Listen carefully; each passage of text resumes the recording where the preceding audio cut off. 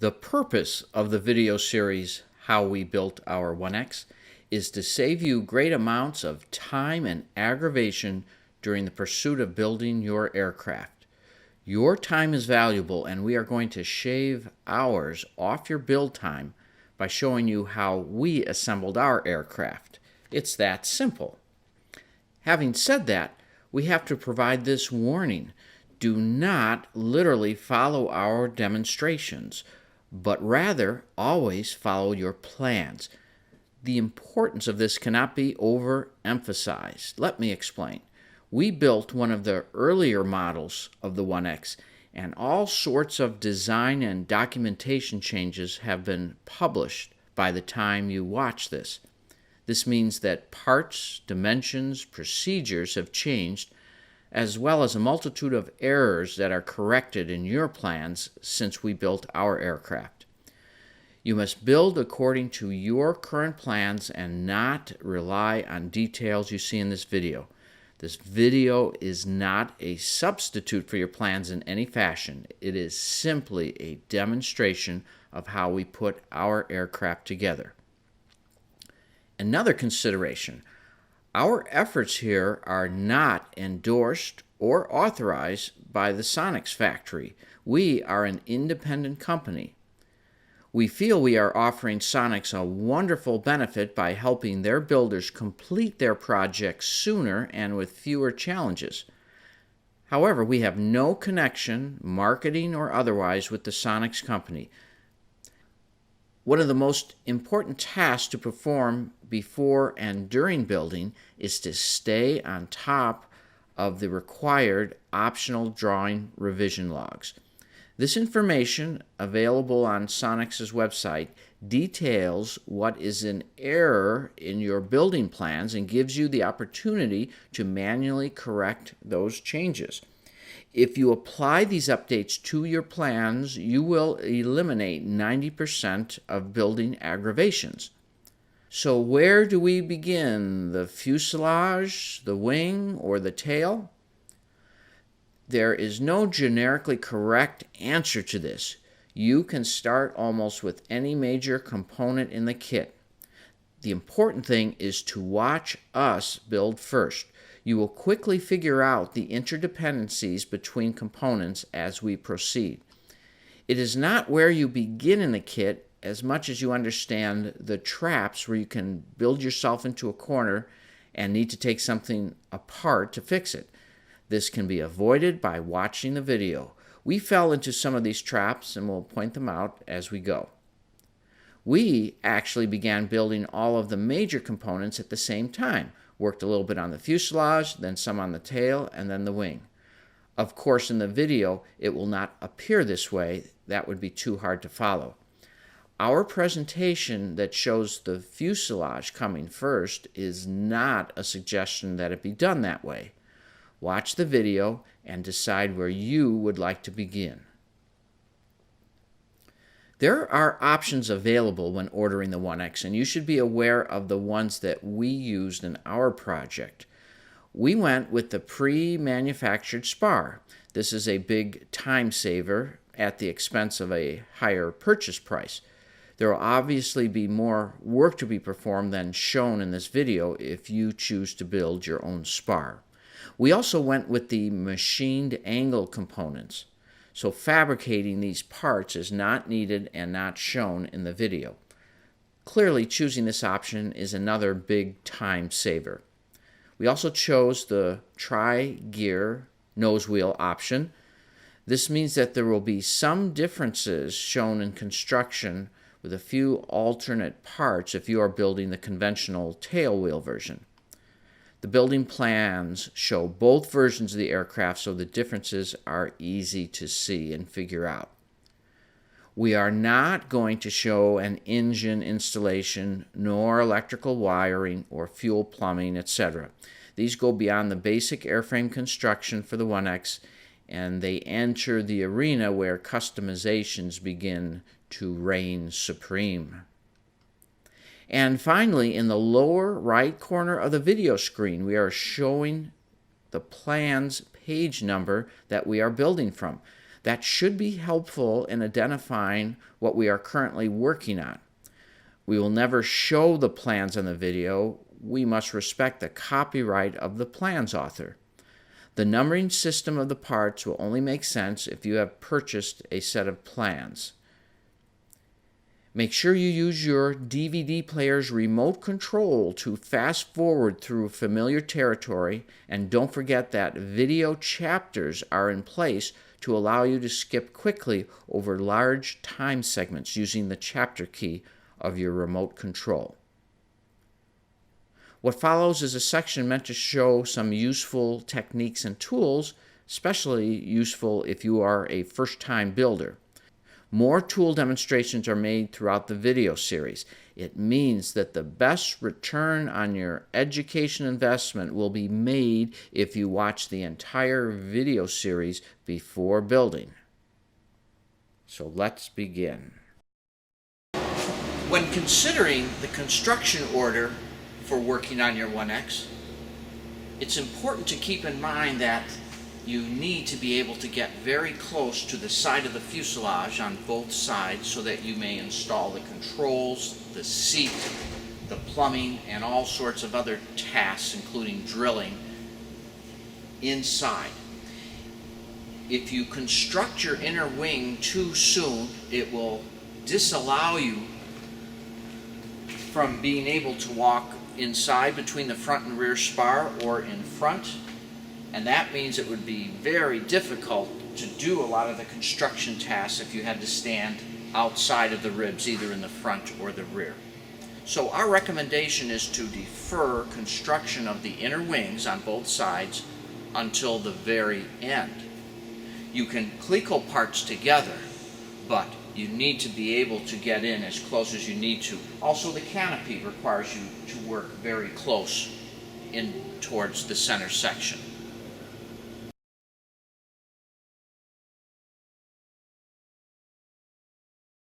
Here is what the Onex looks like as it was delivered from the tailgate of the semi-truck.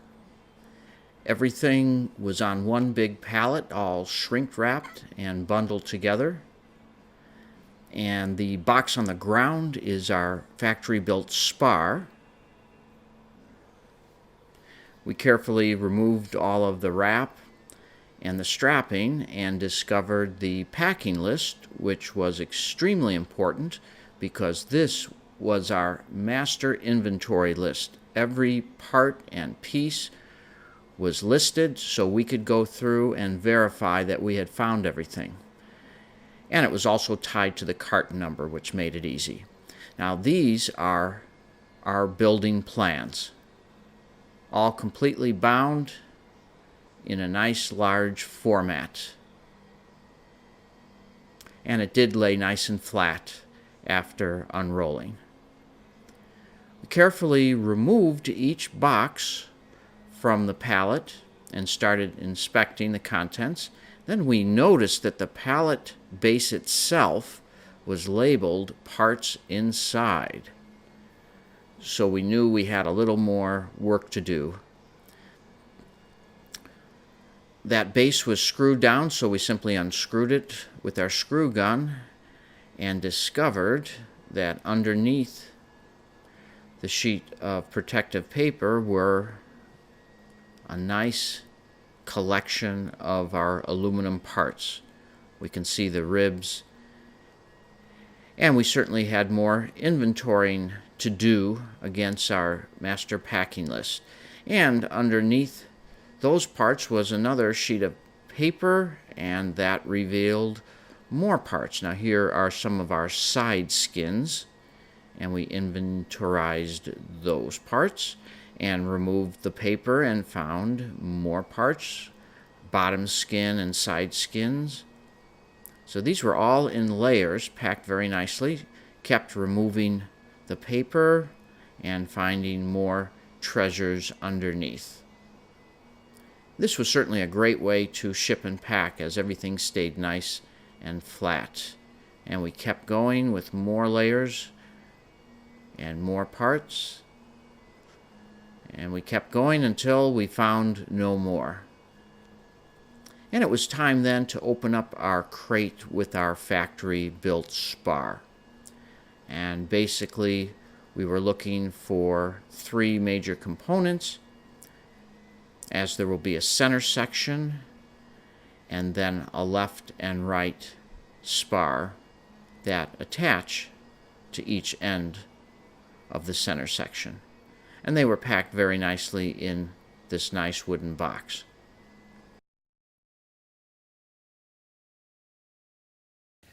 Here are the spars after we unwrapped them. The top one is the center, and the bottom 2 are for the left and right wings. These were the pre-built spars that we purchased as an option. We unpacked the boxes and examined and took inventory of all of the parts.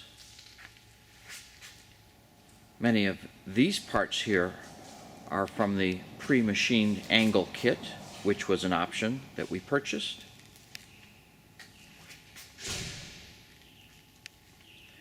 Here's a box of skins for the wing.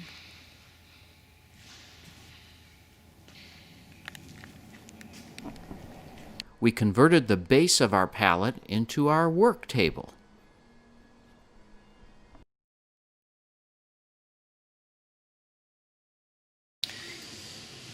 In this example, we're going to show how to remove a rivet that we want to take out for one reason or another. Maybe we didn't set it properly, or maybe we have to take the part apart again. First step is to try and move the stem, which may be still in the hole, down as far as possible.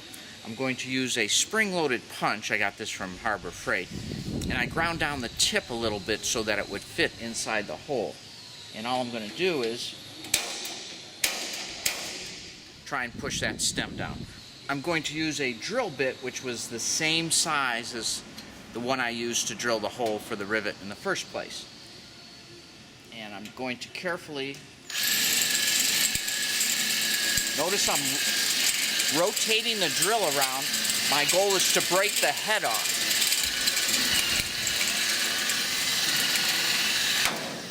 The head comes off, and the rivet may fall out like it did now, or I can use my punch and punch it out. Again, the spring-loaded punch. We don't want to hammer and damage potentially light material here. That's why the spring-loaded punch works so much nicer to do that. And we have not enlarged the hole at all in here, and it's all set to take another rivet when we're ready.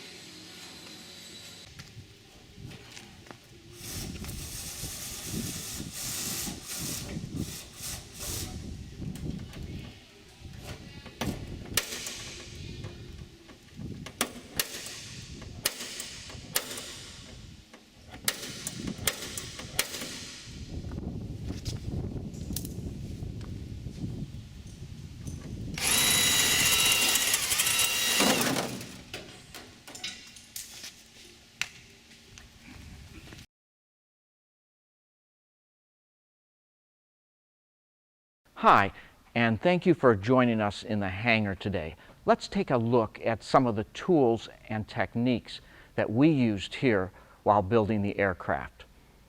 We tried to use some of the more common tools and avoid the exotic array of possibilities that are out there, because not everyone has access to a complete machine shop. You don't need it. There's no better way than learning by watching. Every sheet of aluminum that you deal with will potentially have a very rough edge, and that's because the machine that shears this to correct size can leave some ragged edges. Those ragged edges must be cleaned up. You can either take a file to this, or they do make deburring tools. This is just an example of one. Has a little V slot in there. And you basically just drag it across the edge, and you'll see small shavings come off, and what that does is dulling or removing the very sharp edge. So every sheet of aluminum you deal with needs to be prepared that way by removing all of the sharp edges. That prevents cracks from developing in the sheet and also prevents you from cutting your hands on the metal. So that is an important step. We will not repeat that throughout the video. It is assumed that you have prepared all of your sheets like that. A file can also be used like this to remove the sharp edge. Occasionally you will need to drill in a very tight area where your drill will physically not fit in. And we have this angle drill attachment. Your normal drill gets chucked up to this shaft here. And these bits literally screw in and out of the head. Here's another bit. They come in different sizes, different lengths. Clamps. You're definitely going to use clamps, and you'll see these appear in the video from time to time. What's nice about these type of clamps is that they have an adjustable arm. You can screw this in and out. And oftentimes when you're holding something that goes around a flange, you need that offsetted area to be able to clamp it. Having at least 2, maybe 4 of these would be very, very nice. They do come in different sizes, but this one is pretty much what we used as a universal size, and has a protective covering here when you clamp something. And these are available at all of the aircraft supply tool retailers. Here's another little clamp. Now this I got at the local home builder supply store. I believe it's used when they put up hanging T-ceilings with the hanging grids and 2 rubber areas, and you clamp this and that squeezes down. These are inexpensive and they don't have the gripping power of the previous clamp, but are very useful in many places. And these are inexpensive and, like I say, available at a home supply store in the ceiling section for the hanging ceiling grid installation. For drilling larger size holes, we recommend using the step bit or unibit as a trade name. And this simply allows you to choose the size hole you want by moving it in further and further through your work. In fact, the sizes are actually labeled along the edge there, so you can mark with a marker how far you want to go through to get your desired size hole. And these work very nice for some very clean holes. The only thing you want to watch out for is that the thickness of the material you're drilling through is not thicker than the depth of each of these steps here, which usually is not a problem unless you're drilling some very thick material. And they come in different sizes and lengths, usually up to about 3/4 of an inch for the size of a hole. For drawing lines, center lines on flanges, this tool made out of a nylon plastic is very useful. It simply allows you to insert a marker through one of the holes and then has an adjustable arm that you can move up or down. And this is how it works. For example, if my goal is to draw a center line along this flange, let's say because I need to mark some rivet holes that need to be drilled, I would set the distance properly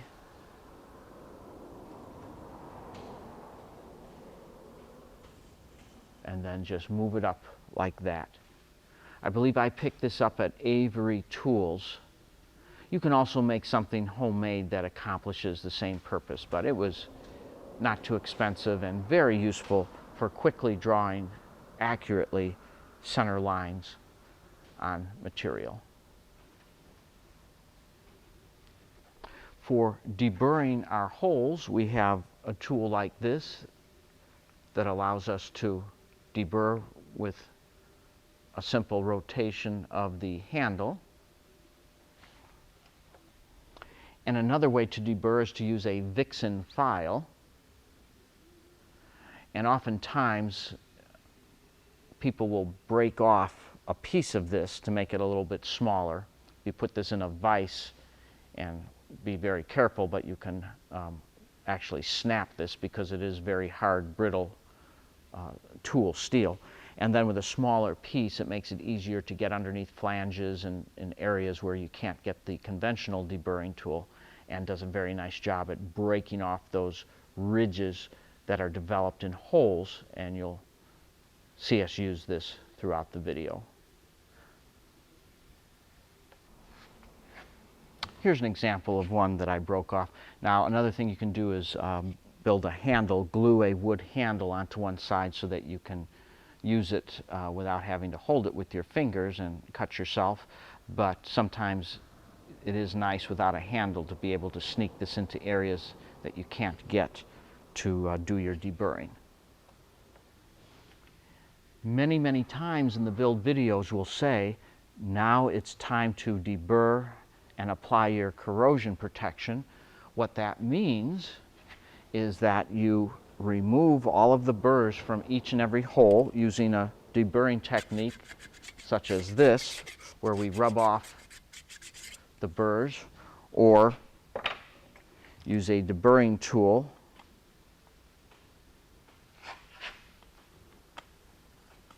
and remove the burrs that way from both sides.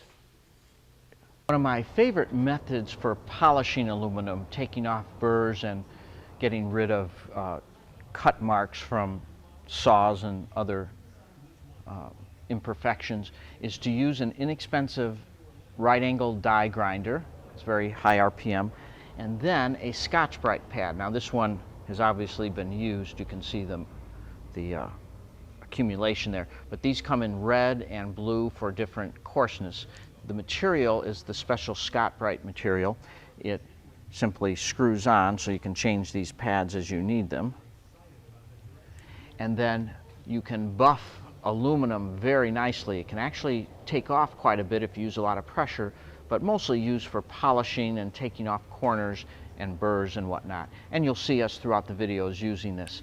Just much faster than files. You can do it with files, coarse files and then fine files. It's just a lot more work. This is much faster and gives you a lot of control over taking off a lot of material or just a little material by changing the coarseness of the pads. These pads can be found in any of your aviation supply stores, online or in person, and these type of air-operated units can be inexpensive at places like Harbor Freight and other discount tool stores. Of course, you can't have too many files. Files come in all sorts of coarsenesses, and they also come very small for getting into tight places, but aluminum files very nicely and doesn't take a lot of work, so you can't go wrong by having a set of common files.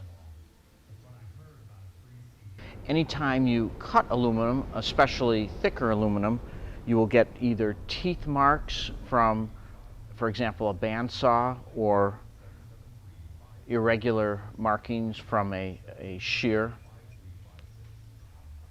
And it's important that this be dressed down with a file or the Scotch-Brite pad, as we talked about, to make everything smooth and shiny, removing teeth marks and any other imperfections. So if you have shininess and smoothness, you've done a good job cleaning up the edges.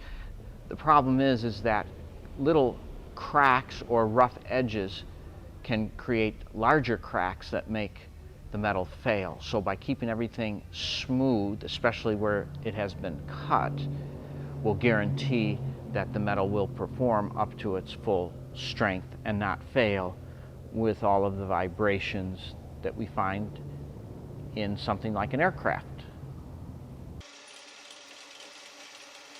The most efficient and professional means of cleaning up aluminum is to use a Scotch-Brite wheel, available at all aircraft retailers. Mounted in a high-speed drill, or better yet, a bench grinding type motor, it will make quick work of your aluminum cleanup. It was designed specifically for this purpose.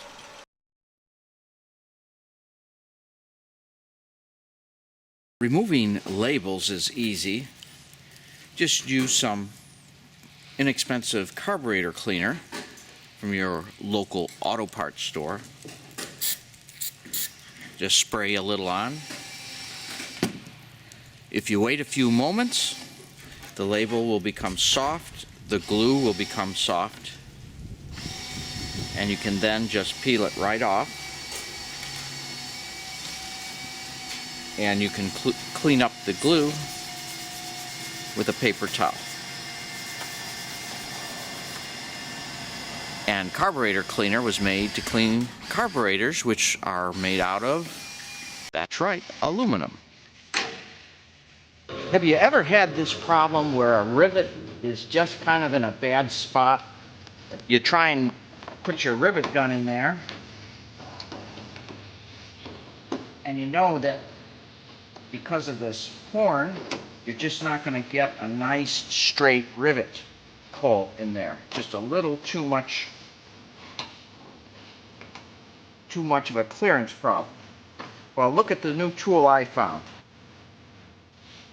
And the way this works is we're going to simply slip it over.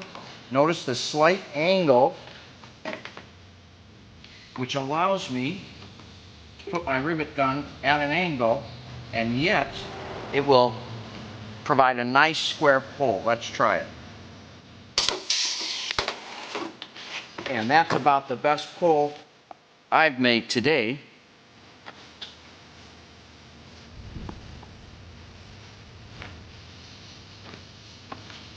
Pick up one of these at your next convenience, and life will be much easier when you're in those cramped quarters trying to rivet, either by pneumatic or hand pull. Make sure you get yourself one of these long drill bits, especially in size number 30. It will allow you to get into locations that would otherwise be impossible. You will use this over and over again. A great tool. I drew a double line to help make sure when I put the socket in place I could see that it was centered from left to right. Now in preparation, we created a V-block. I simply took a scrap piece of 2x4 and approximately 1.5 inches across the top and made a 90 in it. Place this up here. Here we have a simple ram. Any type of press will work. And we're going to lay our piece so that the center is centered on the V groove. And for our pressure point, I'm using approximately a 1-inch socket to get our 1/2-inch radius as called for in the plans. I'm going to center that and bring the ram down.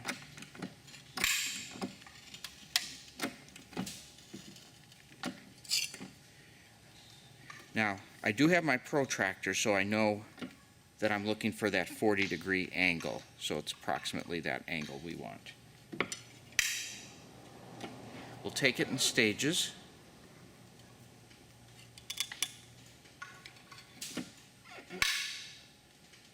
And we have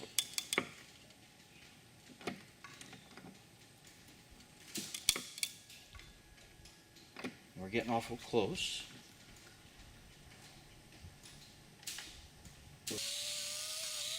Another use for the Scotch-Brite pad is for removing the powder coating from parts where it's necessary to do so prior to installation. Nothing works faster or easier.